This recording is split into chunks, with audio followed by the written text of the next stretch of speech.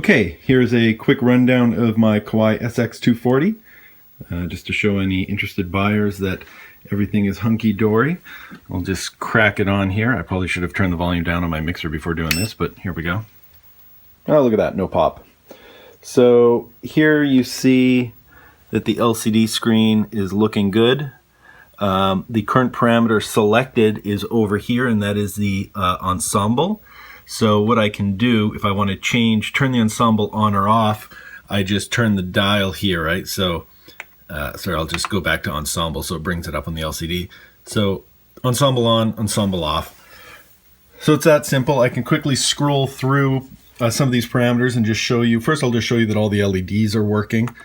So as you can see, as I scroll through, that's just my left hand over here on these buttons selecting the parameter. It's very fast and intuitive.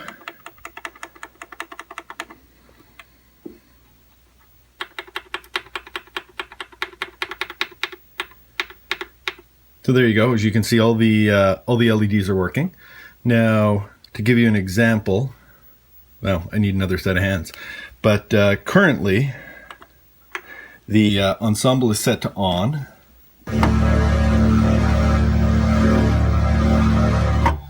But now we'll just turn it off. On. So that gives you an idea of sort of how fast and intuitive it is to use. So let's see here, we have a high pass filter. Currently the high pass filter is not really enabled, it's set to 0, but we could crank it right up and you'd get a really thin, fizzy sound. So let's see here, let's bring that back down all the way. Just to give you an idea, cutoff is currently set at 71.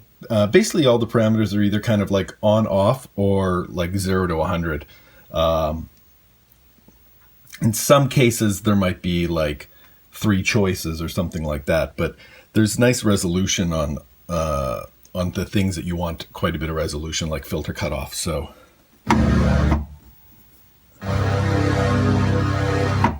that would be with filter cutoff around there. We open it right up. Not a huge difference because of what the envelope is doing, but can bring it way down.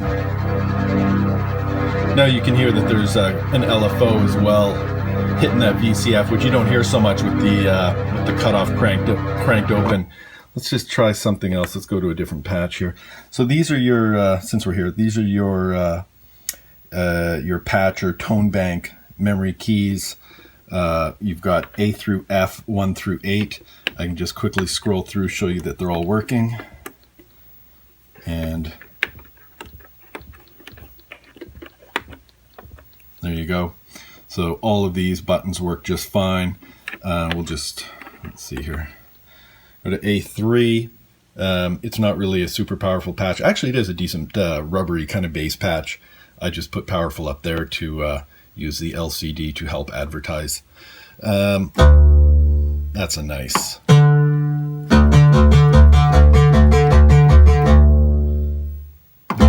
It's deep, but it's just sort of that quintessential 80s DCO sound, but I mean, to my ears, it does it better than any of the other DCO synths that I've played with. It's just, this thing just oozes that 80s vibe. Maybe I'll just quickly also show, what can we do here? Oh, maybe I'll show the difference between like portamento and glissando. This has both, which is nice. Most synths only have portamento. So if we go, we're going to turn the portamento on.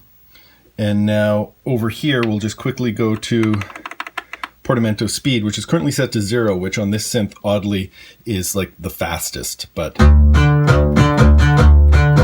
you heard a bit there. But now if we crank this up,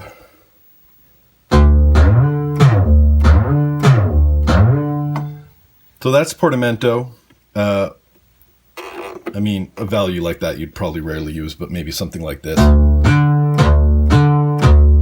You just hear it hit sort of at on the transient of the note. You can crank it up a bit more. But now let's play with the glissando, because this is really fun. That's a bit too fast to really appreciate it, so you just hear it step through all the notes in between. slow it down even more.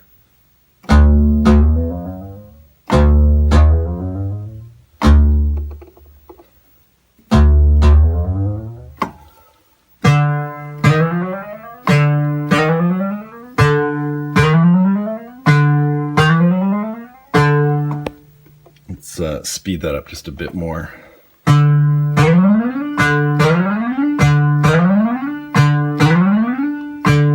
I love that when you're running that with a sequencer or something, you can get some really crazy effects. When you play with that speed, it's still just a little bit too slow probably to be useful in a track, but you know.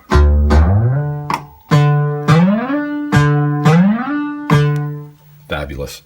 So let's see. So that's portamento glissando. I mean, hold is pretty self-explanatory. Kind of the wrong patch to demonstrate hold. Let's go back to something with some sustain.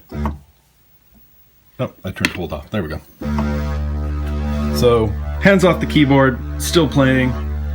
Because the hold has been enabled, now I can just turn the hold off. There we go. Now, this also has a dual or split mode. So right now, everything we've been playing is just like a single voice. But if we go to dual mode, now you have an upper voice, as you see here. And you can click the upper lower, and now you see, oh, so the lower is a voice called wee-oh.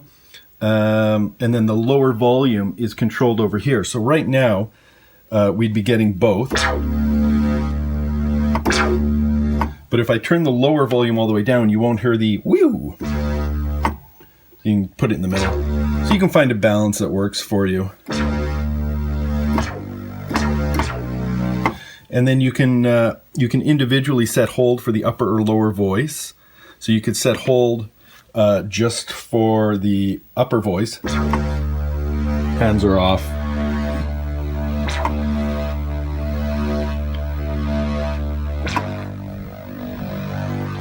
That's nice.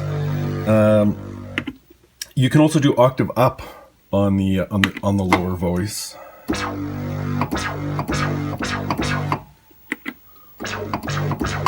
Don't hear it. It doesn't make a huge difference on this patch.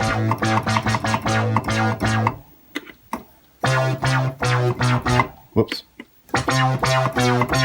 There you really hear it. So that's dual, and of course everybody knows what split mode is, but I'll just quickly demonstrate it so we can see that it's working as it should be. So we've got upper tone, lower tone. I'll just quickly show you that I'll go back into dual mode, and I'm going to hit hold on the lower tone so I can show you the lower tone volume slider and that it's smooth and not scratchy at all. So we'll just... Okay, so that is the lower tone sustaining there. This is the lower tone volume slider.